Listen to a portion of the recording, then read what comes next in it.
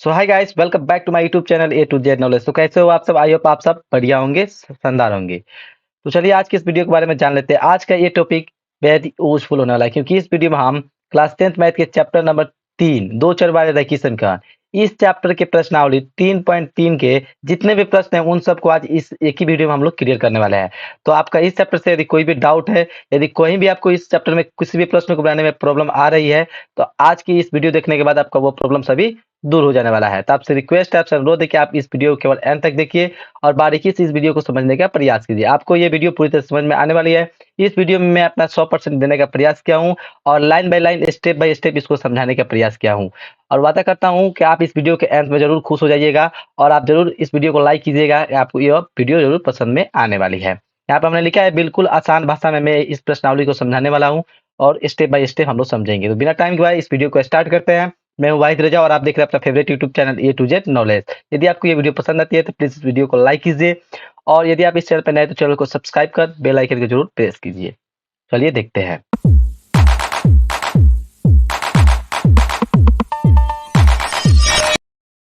तो देखिए प्रश्नावली 3.3, ठीक है। इसका एक नंबर प्रश्न में क्या कर रहा है, निम्न रैखिक समीकरण युग्म को प्रतिस्थापन विधि से हल कीजिए। तो हमें कुछ इक्वेशंस दिया गया है। यहाँ पर देखिए, यहाँ पर 1 2 3 4 5 6 टू यहाँ पे क्या है, इक्वेशंस हमको दिए गए हैं। ये सभी दो चर वाले रैखिक समीकरण की इक्वेशन है। इन सबको हमको प्रतिस्थापन विधि से हल करना है, ठीक है। हल तो करना ही है, पर हम कंडीशन क्या दिया है कि प्रतिस्थापन विधि का प्रयोग कर इन सभी समीकरणों को हमको हल करना है। तो हम इसे क्या करेंगे, बारीकी बारी से एक बाई एक समझेंगे। तो एक नंबर प्रश्न की तरफ चलते हैं। एक नंबर हमको यहाँ पे यह प्रश्न दिया हुआ है, x plus Y equal to 14, X minus Y equal to 4। अब इसको प्रतिस्थापन विधि से हम लोग कैसे बनाएंगे, इसका नियम क्या होता है, आगे हम लोग समझते हैं। इसको बनाने के लिए सबसे पहले हम यहाँ पे लिखेंगे आंसर। आप देखिए, प्रतिस्थापन विधि बनाने के लिए जो हमें जो समीकरण दो दिया होगा उसको हम क्या करेंगे, मान लेंगे। इसको हम समीकरण एक मान लेंगे और जो दूसरा समीकरण दिया उसको हम समीकरण दो मान लेंगे। इतना पहला स्टेप करेंगे। इसके बाद हमें क्या करना होता है, अब पहला समीकरण को हम उठाएंगे समीकरण एक से। समीकरण एक से लिखने का मतलब क्या हुआ कि इस समीकरण पे हम लोग ध्यान देंगे। समीकरण एक से हम क्या जो दिया वहां पे लिख लिए। अब इस समीकरण से हम क्या करेंगे, समीकरण एक को उठाएंगे और इस समीकरण से हम लोग x का मान यहाँ से निकाल लेंगे। इसलिए x बराबर हमारा क्या आ जाएगा, y इधर प्लस पे इधर आगे घट जाएगा। तो x बराबर क्या हो, 14 माइनस वाई हो गया। इसको हम अब समीकरण 3 मान लेंगे और यह ज्यों का त्यों इस तरह छोड़ देंगे। प्रतिस्थापन विधि में करना क्या होता है, हमें समीकरण एक को उठाइए और उससे x का मान निकाल लीजिए और उस x के मान को अब समीकरण दो में आप पुट कीजिए। यानी जो यह x बराबर 14 माइनस वाई आया, इस मान को आप समीकरण दो में हम लोग पुट करेंगे। तो यहाँ पर लिखेंगे वही भाषा एक है कि x का मान समीकरण दो में प्रतिस्थापित करने पर। तो यहाँ पे जहाँ आप देखिए समीकरण दो में जहाँ जहाँ x होगा वहाँ वहाँ हम 14 माइनस वाई रखेंगे। तो देखिए समीकरण दो में क्या है, पहले x है तो हम लिख देंगे यहाँ पर 14 माइनस वाई। देखिए पहला ही x है तो इसके जगह पर हम 14 माइनस वाई ले लिए, यहाँ पे हो गया। और उसके बाद फिर माइनस वाई अपने जगह पे है तो माइनस वाई कर दिए और इतना इक्वल में क्या है, 4 इधर कर दिए। अब देखिए इधर आगे बढ़ते हैं। यहाँ पर ध्यान से देखेंगे तो यहाँ पर जो यहाँ पर 14 माइनस वाई हो रहा है तो 14 को तो 14 हो गया और ए को माइनस में वाई, ए को माइनस वाई, दो को माइनस में वाई हो गया। यानी 14 minus two Y equal to कितना हो गया हमारा, 4 आ गया। इतना आ गया, सिंपल है। अब इसके बाद हम क्या करेंगे, अब इस 2y को हम इधर भेजेंगे। यह जो यहाँ पर 2y है, यह माइनस में दिख रहा है, इसको हमें प्लस करना है तो इसको हम लोग इधर लाएंगे और इस 4 को हम लोग इधर लाएंगे। तो यह हो जाएगा 14 माइनस 4, इधर आके ये हो जाएगा प्लस 2y। अब 2y इक्वल टू कितना हो जाएगा, 14 में 4 गया तो 10 हो गया। तो 2y बराबर हमारा कितना बच गया, 10। इसीलिए यहाँ से हम y का मान निकाल सकते हैं, कितना आ जाएगा, 5 आ जाएगा। दो इधर आके भाग गया तो 5 आ गया। तो y बराबर हमने यहाँ पर 5 निकाला। अब यहाँ पर हमने जो समीकरण 3 माना था इसका हम लोग प्रयोग करने वाले, तो वही लिखेंगे हम समीकरण 3 से। समीकरण 3 में हमें क्या करना है, इस y के मान को यहाँ पर रखकर x का मान निकाल लेंगे। तो x बराबर क्या हो जाएगा, 14 माइनस वाई। यहाँ पर दिखा गया समीकरण 3 में 14 माइनस वाई। अब इस y के मान को यहाँ पर हम पुट करेंगे तो ये हो जाएगा x बराबर 14 माइनस 5 हो जाएगा y की जगह पर। अब 14 में से 5 किया तो कितना आया, 9 आया। तो x बराबर हमारा 9 मिल गया। तो यहाँ से हमने x बराबर 9 लिखा, y बराबर 5, वही फाइनली लिख देंगे। अतः x बराबर 9, y बराबर 5, यह हुआ इसका राइट आंसर। तो प्रतिस्थापन विधि में हमें करना क्या होता है, ध्यान दीजिए। सबसे पहले हमें क्या करना होता है, दो समीकरण दिया होगा, उन दोनों समीकरण को आप मान लीजिए, समीकरण एक, समीकरण दो। अब समीकरण एक को उठाइए, निश्चित नहीं कि यहाँ से आप एक एक्स का मान निकाल सकते हैं। यहाँ से आप x का मान निकाल लीजिए या y का मान निकाल लीजिए और जो भी मान निकाले हैं उसको आप समीकरण दो में पुट कर लीजिए। और समीकरण जब दो में पुट कीजिएगा तो यहाँ से या तो x निकलेगा या y निकलेगा। तो उसका मान निकाल कर और फिर जो समीकरण हम तीन माने रहेंगे वहां पर उसका x या y का मान निकाल सकते हैं। तो इस प्रकार हम लोग प्रतिस्थापन विधि का प्रयोग कर x और y का मान निकाल सकते हैं। चलिए चलते हैं इसके नेक्स्ट क्वेश्चन में। तो नेक्स्ट क्वेश्चन हम देखते हैं। नेक्स्ट क्वेश्चन में क्या कर रहा है, s minus T equal to 3 और s by 3 plus T by 2 equal to 6। यहाँ पे भी हमको 2 इक्वेशन दिया हुआ है। इन दोनों इक्वेशन को हल करके प्रतिस्थापन विधि की सहायता से हम एस और टी का मान ज्ञात करना है। यहाँ पर हमको चर में क्या दिया है, एस और टी दिया है, तब हमें एस और टी इक्वल टू लाना पड़ेगा। चलिए इसे हम क्या करते हैं, आंसर लिखते हैं। अब इसे हम मान लेते हैं, इसको हम समीकरण 1 मान लेंगे और दूसरे वाले को समीकरण 2 मान लेंगे। फिर उसी तरह समीकरण 1 को उठाएंगे, तो समीकरण 1 में क्या है, S minus T equal to 3। यहाँ से एस बराबर यदि हम निकालते हैं तो क्या हो जाएगा, 3 माइनस टी इधर प्लस टी हो गया।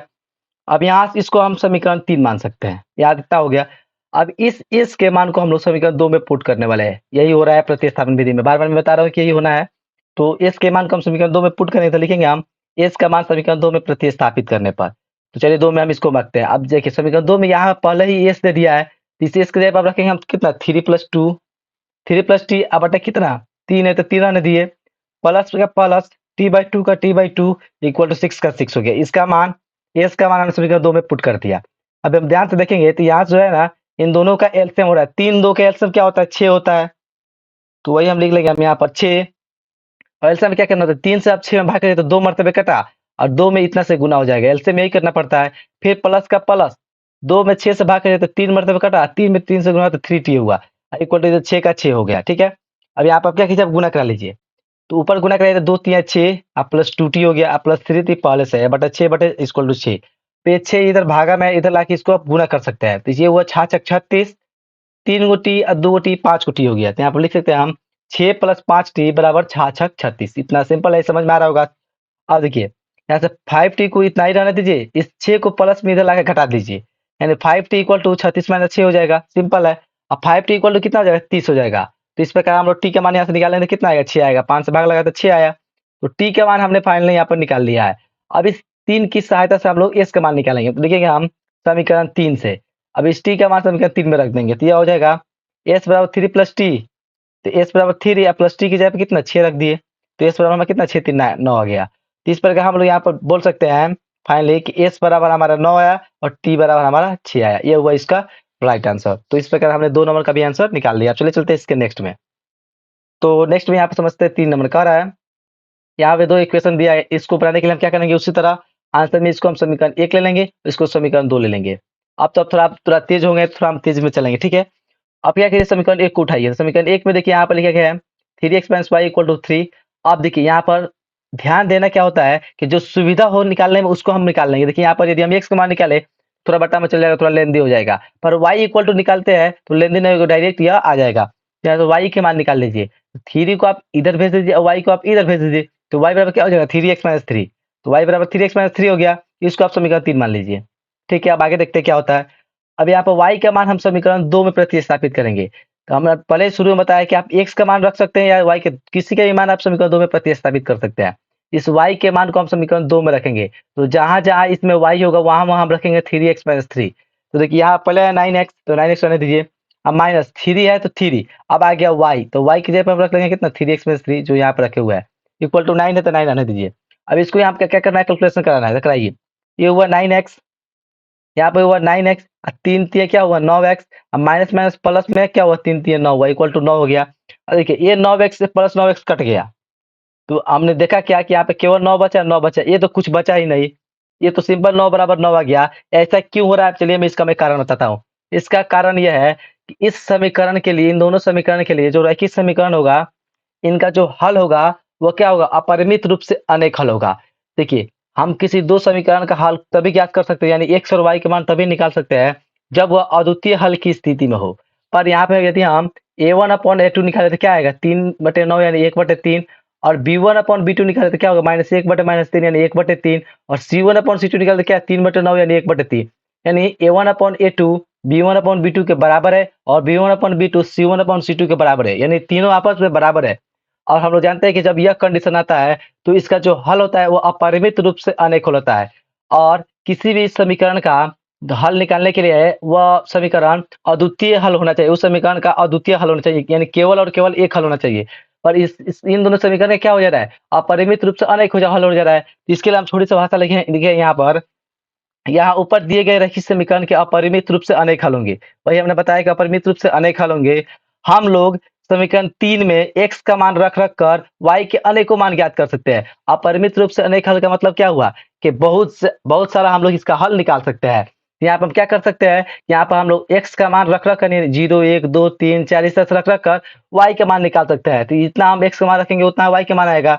तो वही लिखे हम y के अनेकों मान ज्ञात कर सकते हैं। इस प्रकार इसका सही उत्तर क्या हो जाएगा, y बराबर 3x - 3 हो जाएगा। तो यही इसका आंसर हो जाएगा। तो आशा करता हूँ आपको ये समझ में आया होगा और हमने समझाने का आपको प्रयास किया है और आपको ये समझ में आया होगा। तो ये रहा इसका 3 का आंसर। चलिए चलते हैं इसके नेक्स्ट में। नेक्स्ट में कह रहा है, यहाँ पर 2 हमको इक्वेशन दिया गया है। इन दोनों इक्वेशन को हम लोग क्या करेंगे, मान लेंगे। आंसर लिखेंगे, इसको हम समीकरण 1 मान लेंगे, इसको हम समीकरण 2 मान लेंगे। अब समीकरण 1 को हम उठाते हैं। समीकरण 1 में हमारा इतना दिया हुआ है। अब यहाँ से क्या कीजिए, आप x का मान निकालना है तो पहले इसको लाके इधर घटाइए। तो ये हुआ 0.2x = 1 - 3 माइनस में ये आके घट गया। अब देखिए यहाँ से हमको x बराबर निकालना है, ये तो इधर की इधर रहबे करेगा, ये गुना में इधर आके भागा हो जाएगा। यानी x बराबर क्या हो जाएगा, इतना बटे 0.2 इतना आ गया। ये आपको समझ में आया होगा। इसको हम समीकरण 3 लिखते हैं। अब इस x के मान को हम समीकरण 2 में पुट करने वाले हैं। प्रतिस्थापन विधि में यही करना आता है। तो इस x के मान को जहां-जहां समीकरण 2 में x होगा वहां हम लोग इतना रखने वाले हैं। तो लिखते हैं यहाँ पर हम x का मान समीकरण 2 में प्रतिस्थापित करने पर। तो अब चलिए 2 में प्रतिस्थापित करने वाले हैं। तो 2 नंबर यहाँ पे इक्वेशन है। अब क्या है, 0.4 into x है, 0.4 into पूरा इतना रखेंगे। यहाँ पर लिख लेंगे हम 0.4 x के जगह पे देखिए इतना रख दिया है। उसके बाद क्या है 0.5y, तो 0.5y = 2.3, तो 2.3 इतना लिख दिया, सिंपल। अब देखिए इस 0.2 से 0.4 को आप कटाइए तो 2 मरतबे कट जाएगा। तो वही हमने लिखा है, 2 से कटा दिया और ऊपर जो गुना में था उसको हम उतना ही रहने दिए। फिर प्लस में इतना, इतना के इतना, ये हो गया। इस 2 से इसमें कह रहा है मल्टीप्लाई कराने के लिए, तो इसमें 2 से मल्टीप्लाई कीजिए। तो ये कितना हो जाएगा, 2 एकम 2 और 2 3 6, ये हो जाएगा 2 3 6 और 2 0 0, इतना हो गया। प्लस इतना बराबर इतना। अब यहाँ पे ध्यान से हम देख सकते हैं कि 0.5 में से 0.6 घट रहा है, तो कितना आएगा, 0.1 आ जाएगा।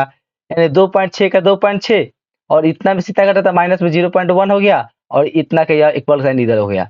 अब देखिए यह माइनस में हमको दिख रहा होगा, y वाला जो पार्ट है हमको माइनस में दिख रहा है, जिसको प्लस करना है तो हमको इधर लाना पड़ेगा। यह जो पार्ट है इसको आप इधर लाकर घटा दीजिए। यानी 2.6 माइनस 2.3 = 0.1 y हो गया, इतना हो गया। अब इतना में से ये घटेगा तो कितना आएगा, ये 0.1 y बराबर क्या आ जाएगा, 0.1 y बराबर इतना से घटा लीजिए कि 0.3 आ गया। 2.6 में से 2.3 गया तो 0.3 आ गया। यहाँ से आप y का मान निकालिए, क्या हो जाएगा 0.3 बटे 0.1, इससे आप भाग के तो 3 आ गया। यानी फाइनली हमको y का मान 3 मिला है। अब इस y के मान को हम लोग समीकरण 3 की सहायता से x का मान ज्ञात कर लेंगे। तो चलिए हम समीकरण 3 में चलते हैं। तो समीकरण 3 यहाँ पे है, x बराबर क्या है हमको, x बराबर 1/3 माइनस 0.3y इतना बटे इतना दिया हुआ है। अब यहाँ पे y की जगह पे हम क्या रखेंगे, 3 रखेंगे। तो यहाँ पे देखिए ये हो गया x, इतना के इतना माइनस का माइनस 0.3 0.3 और y की जगह पे हमने देखिए कितना 3 रखा है, तो 3 रख दिए और बांटा है तो बांटा इतना इतना। ये तो हो गया 1/1.3 और इसमें गुणा करें तो क्या होगा, 3 3 और 0.9 हो गया बटे 0.2। और देखिए 1.3 में से 0.9 को यदि आप घटाते हैं तो क्या आएगा, 0.4 आएगा और नीचे क्या है 0.2 है। अब 0.4 में 0.2 से भागे तो कितना आएगा, 2 आएगा। सिंपल सी बात है, 2 आएगी। इससे आप भाग रहे थे कितना आएगा, 2 आएगा। तो इस प्रकार फाइनली हमको x का मान 2 मिला और y का मान 3 मिला, जो इसका राइट आंसर हुआ। आशा करता हूँ ये भी आपको समझ में आया होगा। चलिए इसके नेक्स्ट में चलो चलते हैं नेक्स्ट में। नेक्स्ट में हमारा 5 नंबर में कह रहा है, यहाँ पर 2 इक्वेशन हमको दिया गया है। इन दोनों इक्वेशन में क्या करेंगे, मान लेंगे। इसको हम लिख लेंगे, इसको समीकरण 1 लिख लेंगे और इसको समीकरण 2 लिख लेंगे। और समीकरण 1 को उठाते हैं तो 1 पे हमारा इतना दिया हुआ है जो यहाँ पे है। अब यहाँ से हम लोग x का मान निकाला है तो इसको पहले इधर भेजना पड़ेगा। तो ये इधर है, क्या होगा, माइनस में आ जाएगा। यानी √2x बराबर क्या हो जाएगा, -√3y हो जाएगा। अब यहाँ से x का केवल मान निकाला है तो x बराबर निकालिए, ये √2 गुना में इधर आके भागा हो गया। तो x बराबर क्या हो जाएगा, √3y - √3y बटे √2 हो गया। अब इस x के मान को हम लोग प्रतिस्थापन विधि से बनाना है, तो इस x के मान को हम समीकरण 2 में प्रतिस्थापित करने वाले हैं। चलिए लिखते हैं वही हम कि इसको सॉरी 3 मान लेते हैं और इसको आप समीकरण x का मान समीकरण 2 में हम लोग प्रतिस्थापित करने वाला है। तो यहाँ पे लिख दिया प्रतिस्थापित करने पर। अब जहाँ-जहाँ इसमें x होगा वहाँ-वहाँ हम लोग कितना रखेंगे, इतना रखेंगे। तो ये हुआ √3 और x के जगह पे देखिए इतना रखे हुए हैं। यहाँ पे x जब गुना है √3 में x से गुना है तो √3 या x की जगह पे इतना रख दिए। माइनस √8 के √8 हो गया, इतना हो गया। अब देखिए इस √3 में इस √3 से गुना होगा तो क्या हो जाएगा, 3y हो जाएगा। यानी -3y बटे √2 माइनस √i बराबर 0 हो गया, इतना हो गया। यहाँ पर समझ सकते हैं आप, √3 में √3 से गुना होता है तो 3 हो जाता है। माइनस का माइनस, y का y बटे √2 का √2, ये जो है इस तरह है। यहाँ पर हम लोग देखेंगे इसके नीचे हम 1 ले लेंगे और √2 का 1 का लघुत्तम निकालेंगे तो कितना आ जाएगा, √2 हो जाएगा। √2 से भाग लगता है 1 में इतना से गुना हो तो इतना ही हो गया। √2 में 1 से भाग लगाइए तो √2 आएगा और √2 में 8 से गुना करें तो √16 हुआ और रूट 16 का वर्गमूल क्या होता है, 4 होता है। तो ये 4y बाहर आ गया आपका, ठीक है। अब देखिए यहाँ पर इतना बराबर 0 हो गया। इस रूट 2 को क्या कीजिए, आप इधर लाकर गुना करा के 0 कर दीजिए। तो यह हो गया -3y, ये हुआ -4y इक्वल टू 0। अब ये क्या हो जाएगा, -3 है, -4 के -7y बराबर 0। इसीलिए y के मान क्या हो गया, 0 आ गया। ये गुना था, इधर आकर भाग लाकर 0 हो गया। इस y के मान को आप समीकरण 3 की सहायता से क्या करेंगे, इसमें रखकर और x का मान निकालेंगे। तो वही लिखेंगे हम समीकरण 3 से x बराबर क्या है, इतना दिया हुआ है। अब यहाँ पर √3 के -3 है और y की जगह पर क्या, y की जगह पर हम डायरेक्ट यहाँ पर 0 रख लिया है। यहाँ पर 0 हो गया। अब इतना में 0 से जब गुना हुआ तो ये होगा 0/√2, या x बराबर 0/√2 और 0/2 में भागे कितना आएगा, 0 आ जाएगा। यहाँ से हमने x बराबर 0 लिखा और y बराबर भी 0 ला दिया, जो इसका राइट आंसर होगा। तो आशा करता हूँ आपको समझ में आया होगा। चलिए चलते हैं नेक्स्ट में। अब नेक्स्ट में देखिए यहाँ पर लास्ट इस प्रश्नावली 3.3 का 1 का 6 नंबर प्रश्न, यानी 1 का लास्ट प्रश्न है। तो यहाँ पे लिखा गया है कुछ इस प्रकार से, दो इक्वेशन हमको दिया गया है, इसको हमको हल करना है। तो इसको हम सबसे पहले क्या करेंगे, इसको 1 मान लेंगे और इसको हम लोग 2 मान लेंगे। अब समीकरण 1 को उठाते हैं, समीकरण 1 से लिखेंगे हम, क्या यही नहीं समीकरण है, इसको यहाँ से लिख लेते हैं। अब यहाँ से देखिए हमें x का मान निकालना है, तो इसको इधर लाकर प्लस कर दीजिए, ये माइनस वाला पार्ट इधर लाकर प्लस कर दीजिए। तो ये हो जाएगा इतना बराबर क्या हो जाएगा, -2, और ये माइनस में था, इधर आके प्लस में इतना हो गया। आप देखिए यहाँ पे करते हैं क्या हम, ये जो इतना था इतना ना दीजिए, और इधर हमने क्या किया है देखिए, इसका क्या किया, एलसीएम लिया है। तो एलसीएम में 3 दूनी 6 -6 हो गया, प्लस 5y/3, एलसीएम तो लेना आपको आता ही होगा। यहाँ पे हमने इसका एलसीएम किया है। अब देखिए ध्यान से, इसमें हमने तिर्यक गुना करा रहा हूँ, तिर्यक गुना यानी तिरछा गुना, यानी इसमें इससे और इसमें इससे गुना कराने वाला है। तो 3 3 क्या हो जाएगा, 9x, और इधर गुना करें तो क्या हुआ, 6 दूनी 12 -12 प्लस 2 5 10y हो गया। इस 10y को आप इधर भेज दीजिए, तो ये क्या हो जाएगा, चाहे क्या कीजिए, हमको x का ही मान निकालना था, तो x बराबर डायरेक्ट निकाल लीजिए। x बराबर क्या हो जाएगा, -12 प्लस 10y, ये गुना में इधर आके आ गया, भागा हो गया, तो इतना बटा 9 हो गया। तो इसको आप समीकरण 3 मान लीजिए, यह आपका समीकरण 3 हुआ।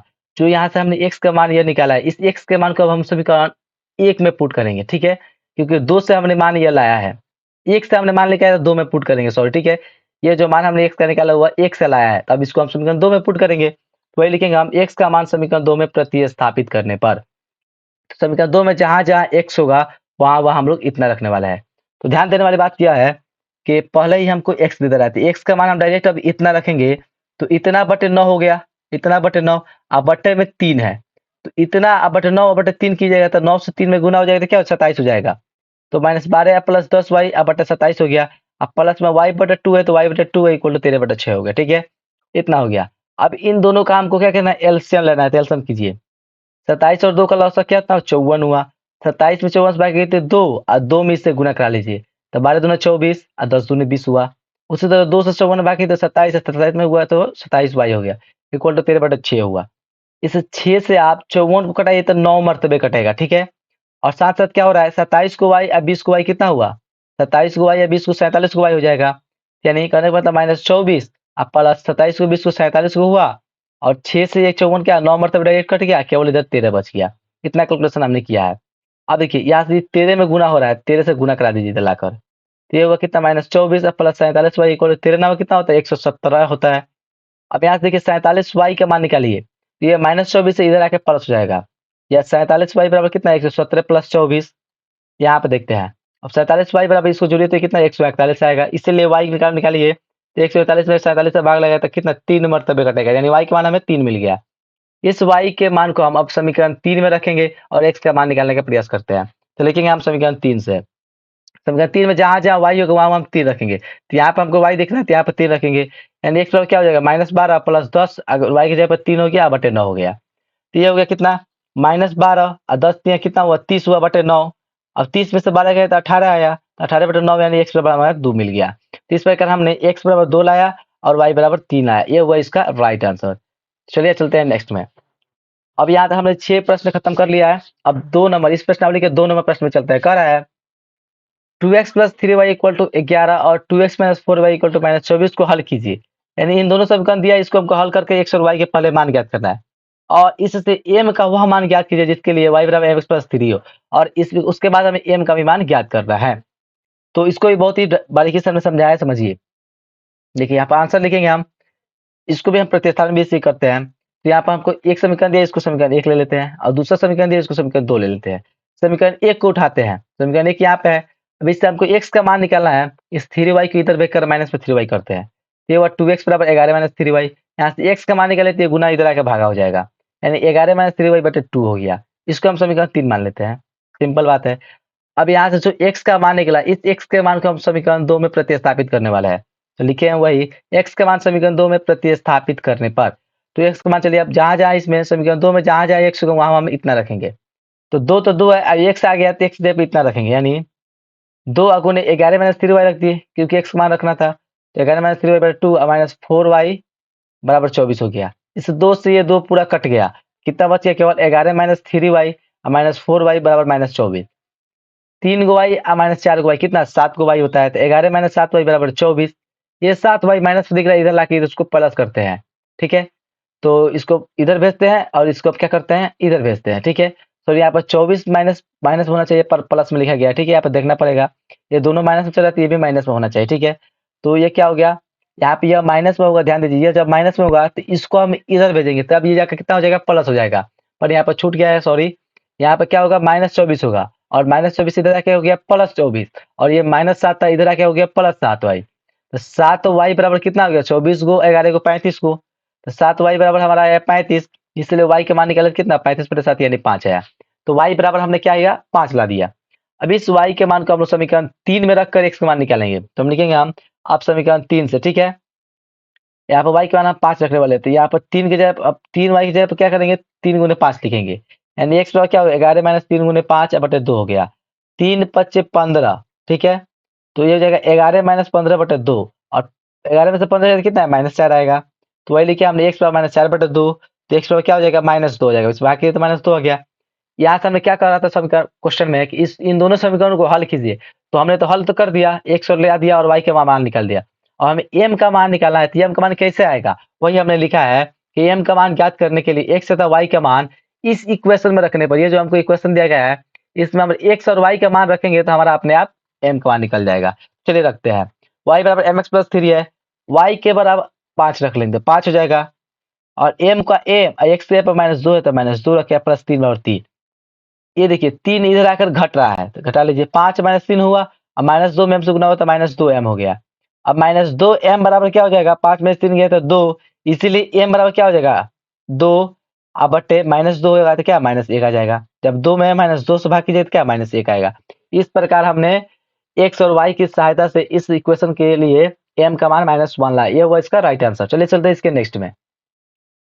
अब नेक्स्ट में हमको भाषा वाला मैथ आ गया, ठीक है। निम्न समस्याओं में रेखीय समीकरण युग्म बनाइए और उनके हल प्रतिस्थापन विधि द्वारा हल कीजिए।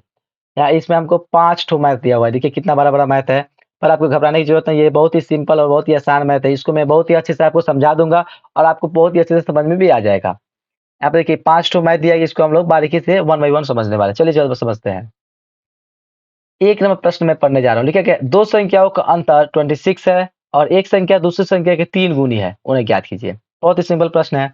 चलिए अब क्या करते हैं, हमें संख्या ज्ञात करना है और दो संख्या ज्ञात करना है। तो दो संख्या हमको क्या करना पड़ेगा, दो संख्या पहले मानना पड़ेगा। तो क्या करते हैं, मान लेते हैं कि पहली संख्या x है, तो दूसरी संख्या क्या है, y है।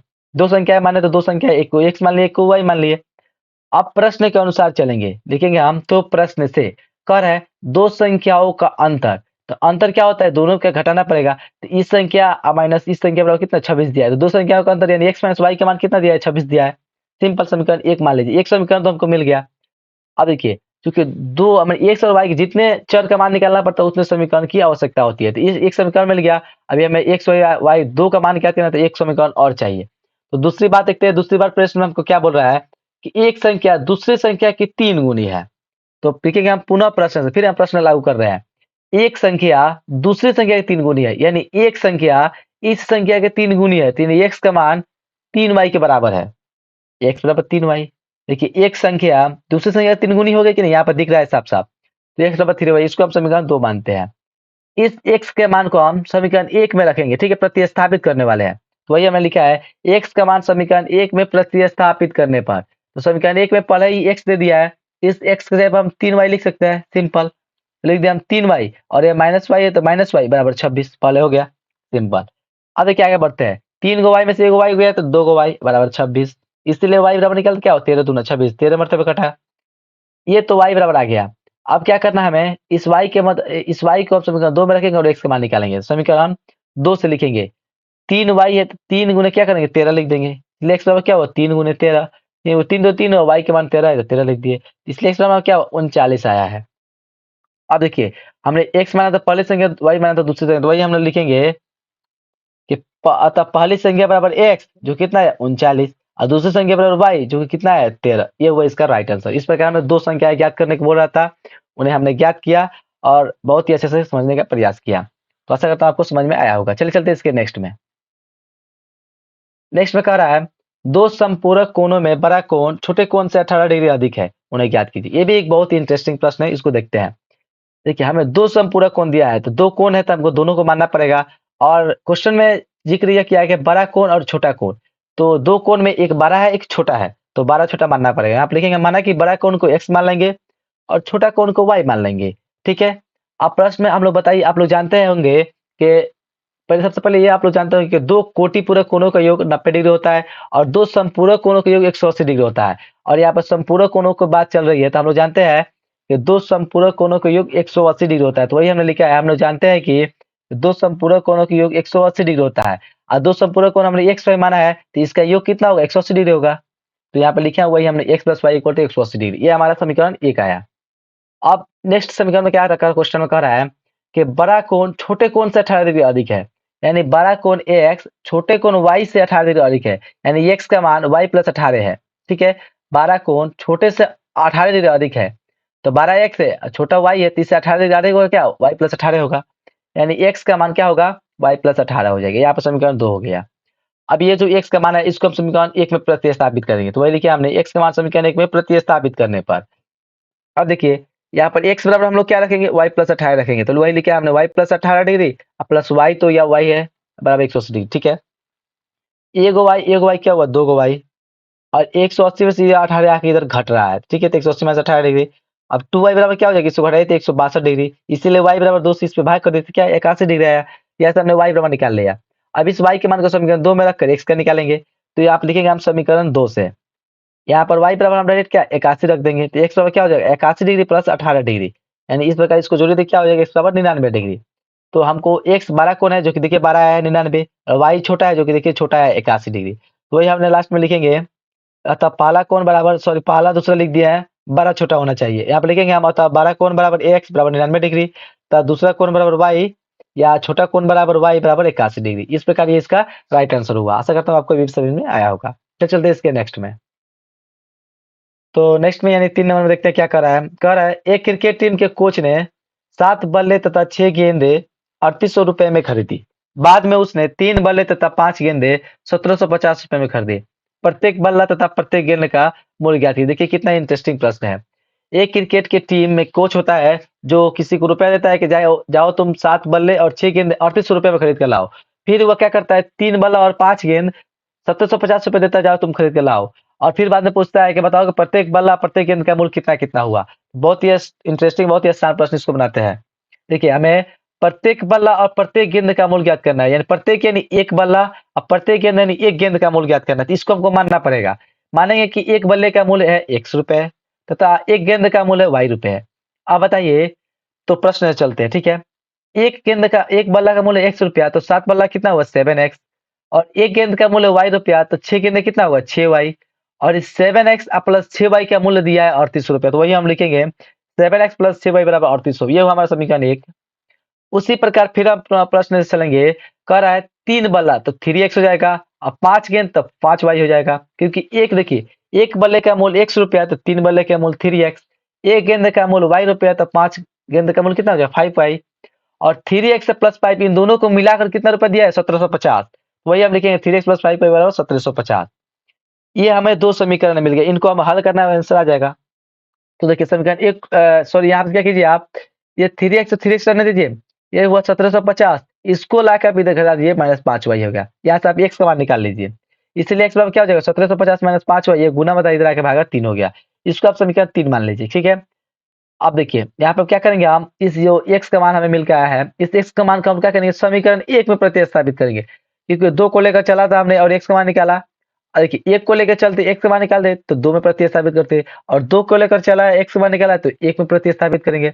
इस एक्स के मान को समीकरण एक में प्रतिस्थापित करेंगे, जहां जहां हमें एक्स होगा वहां हम लोग इतना पूरा रखने वाले हैं।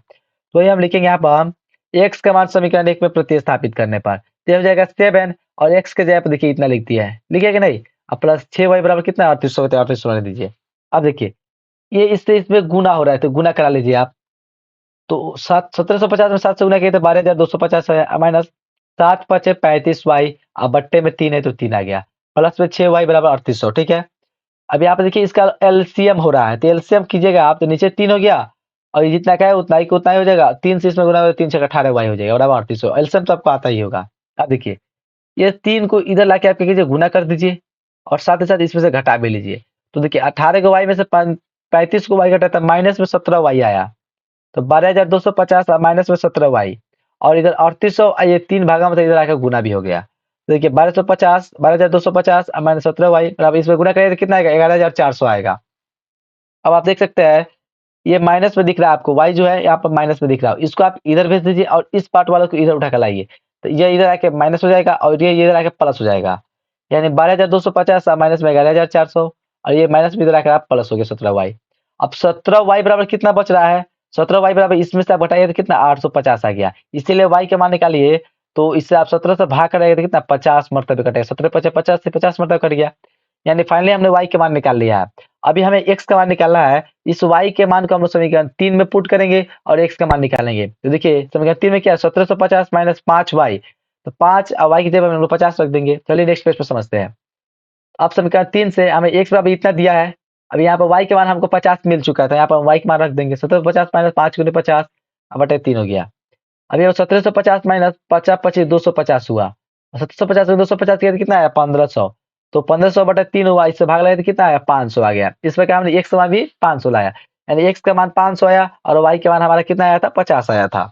तो हम फाइनली लिख देंगे हम, अतः एक बल्ले का मूल्य हमने x रुपया माना था जो कि 500 रुपया आया है, और एक गेंदे का मूल्य हमने y रुपया माना था जो कि हमें 50 रुपया आया था।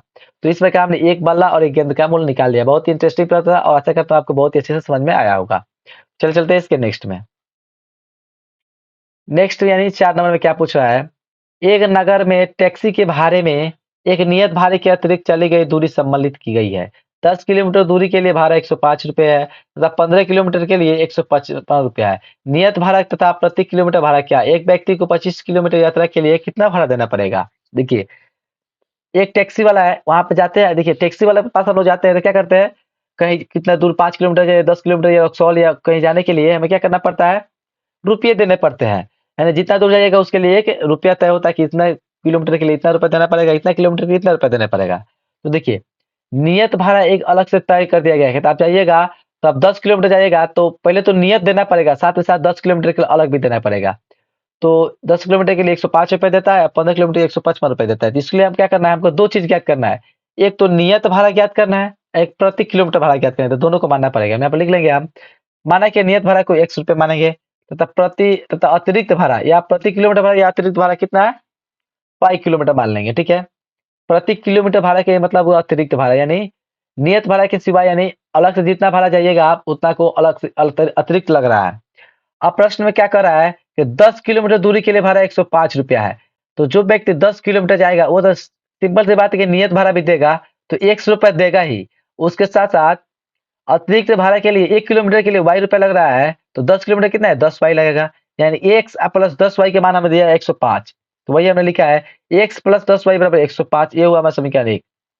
उसी प्रकार फिर हम पूरा प्रश्न से लिखेंगे कि जो व्यक्ति अब 15 किलोमीटर जाएगा वो तो नियत भाड़ा जरूर देगा, तो नियत भाड़ा वो 100 रुपया जरूर देगा, उसके साथ साथ यह 15 वाई रुपया भी देगा, क्योंकि 1 किलोमीटर के लिए वाई है तो 15 किलोमीटर के लिए कितना हो जाएगा 15 वाई, तो x प्लस 15 वाई बराबर 155 दिया, तो इसको भी लिख लीजिए x प्लस 15 वाई बराबर 55।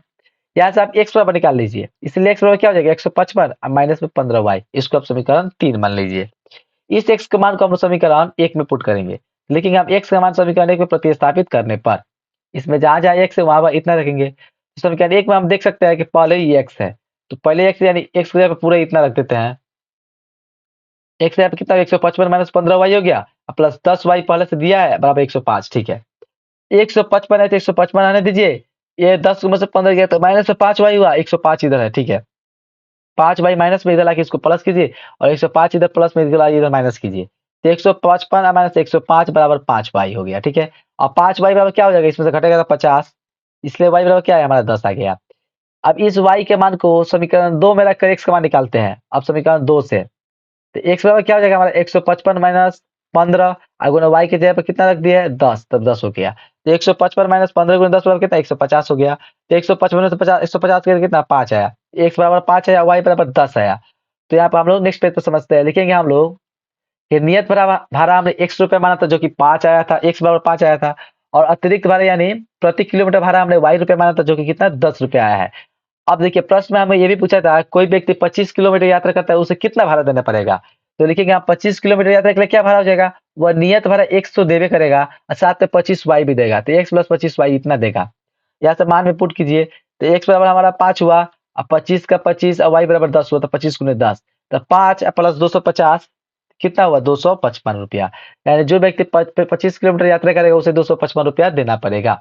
तो इस प्रकार ये 4 नंबर क्वेश्चन का आंसर यहाँ से खत्म हुआ, ठीक है। आशा करता हूँ आपको समझ में आया होगा। प्लीज यदि समझ में आ रहा है, पसंद आया तो प्लीज इस वीडियो को लाइक करिए, हमारे मेहनत के लिए लाइक कीजिए, क्योंकि एक वीडियो बनाने में हमें बहुत ज्यादा मेहनत लगता है और आपको लाइक करने में और सब्सक्राइब करने में एक भी पैसा नहीं लगता है। तो प्लीज इसमें कोई कंजूसी मत कीजिएगा, ठीक है। प्लीज जरूर लाइक कीजिए, अपने दोस्तों में से शेयर कर दीजिए और भी बच्चे इसका लाभ उठा सके। चलिए चलते हैं इसके नेक्स्ट में। तो नेक्स्ट में देखते हैं 5 नंबर कह रहा है, ये भिन्न वाला प्रश्न आ रहा है, कह रहा है यदि किसी भिन्न के अंश और हर दोनों में 2 जोड़ दिया जाए तो वह 9/11 हो जाती है। यदि अंश और हर दोनों में 3 जोड़ दिया जाए तो वह 5/6 हो जाती है। वह भिन्न क्या कीजिए। ये कोई भी भिन्न होगा वह क्या होगा बट्टा के रूप में होगा, यानी इस प्रकार से होगा 9/11 या 5/6 के रूप में उसमें होगा। और निश्चित है किसी भी भिन्न में एक ऊपर वाले अंश होगा और नीचे वाले को हर कहते हैं। किसी भी भिन्न में ऊपर वाले को अंश कहते हैं, नीचे वाले को हर कहते हैं। तो सबसे पहले तो हमें हर और अंश डिसाइड करना पड़ेगा, तो वही हम लिखेंगे। माना कि अंश को x मान लेंगे तो हर को y मान लेंगे, ठीक है। सिंपल सा और इंटरेस्टिंग प्रश्न है।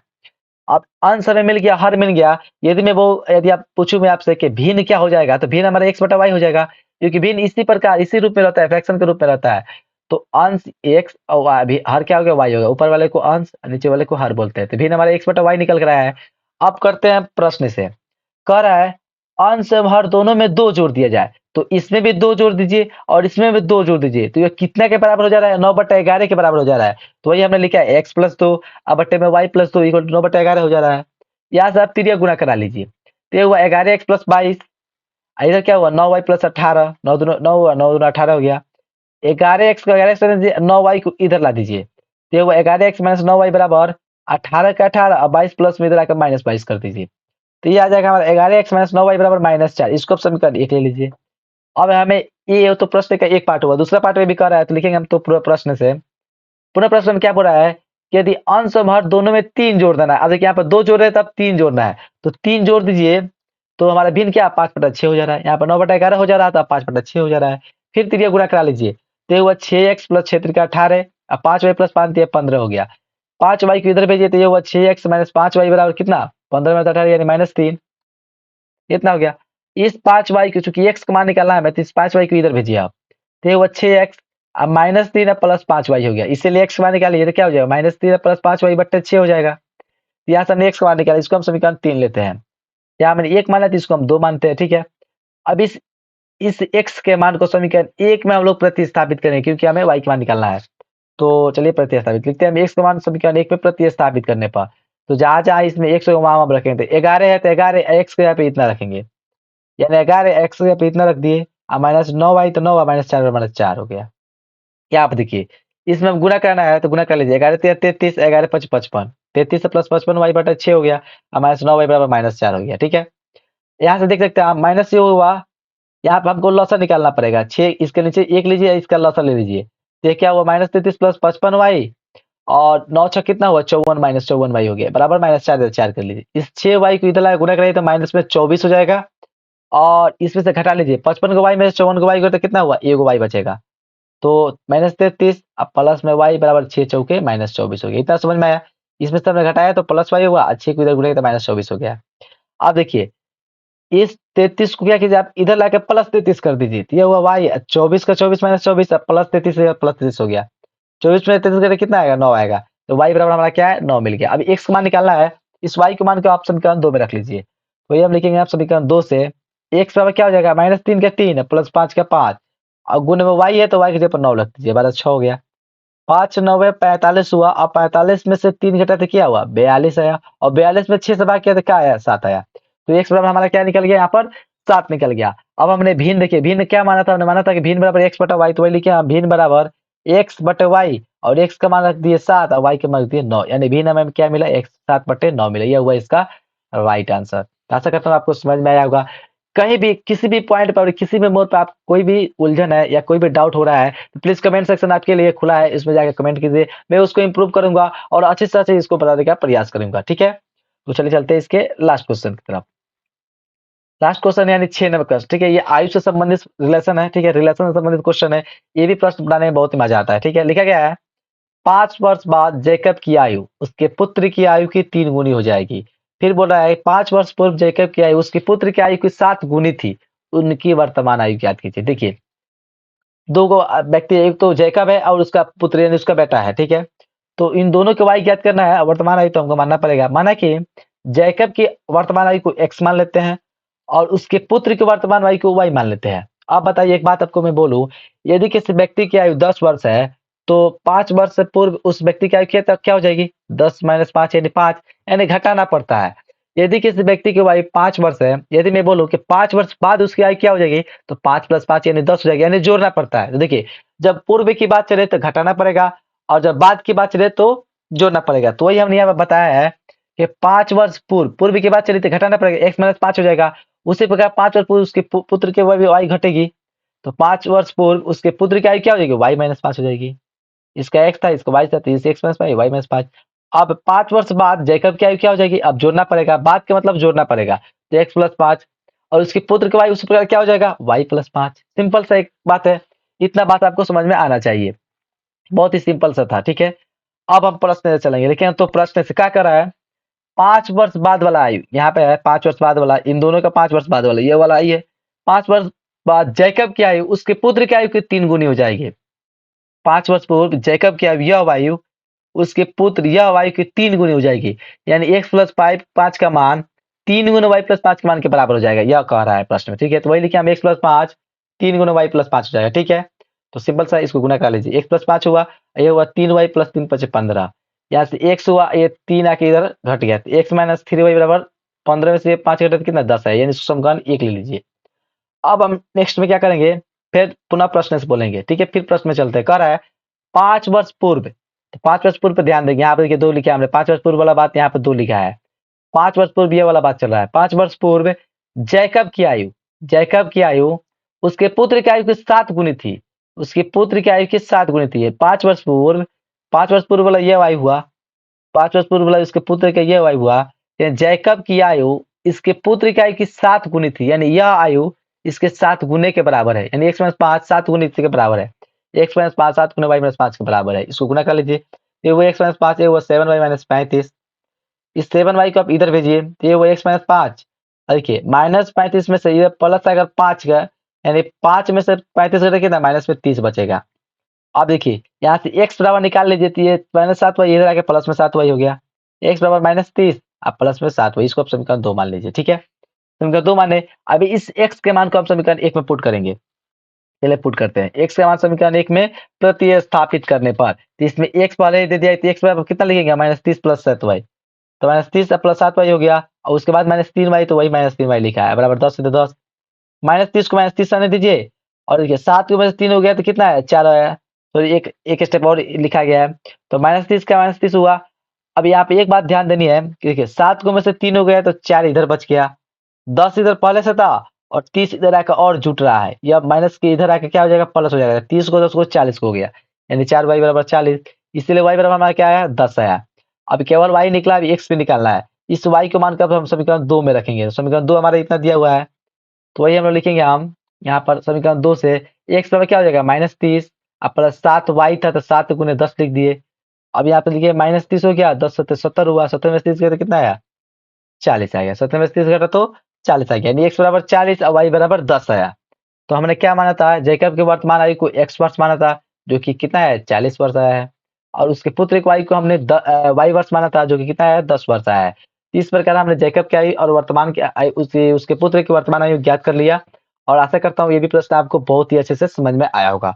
तो इस प्रकार यह प्रश्नावली यहीं पे खत्म होता है और इस प्रश्नावली में 3 टाइप के प्रश्न थे जो हमने बहुत ही अच्छे से आपको समझाने का प्रयास किया है और अपना 100% इसमें देने का प्रयास किया है। भले ही थोड़ा वीडियो लंबा ज़रूर था, पर आपको पूरा ही अच्छे से समझ में आया होगा। तो यदि पसंद आए तो प्लीज़ इस वीडियो को लाइक कर दीजिए। यदि आपने अभी तक इस चैनल को सब्सक्राइब नहीं किया तो फटाफट इस चैनल को सब्सक्राइब करके बेल आइकन को प्रेस कर दीजिए क्योंकि इस तरह का वीडियो मैं इस चैनल पर लाता रहता हूँ। चलिए मिलते हैं एक ऐसे इंटरेस्टिंग वीडियो के साथ। यदि आप इस वीडियो का पीडीएफ चाहते हैं और इस प्रश्नावली के यदि पीडीएफ चाहते हैं तो डिस्क्रिप्शन में इसका एक नंबर दिया गया है, उस नंबर पर आप हाय लिखकर भेजिए, आपको पीडीएफ प्रोवाइड करा दिया जाएगा। चलिए मिलते हैं एक ऐसे इंटरेस्टिंग वीडियो के साथ, तब तक के लिए बाय बाय, धन्यवाद।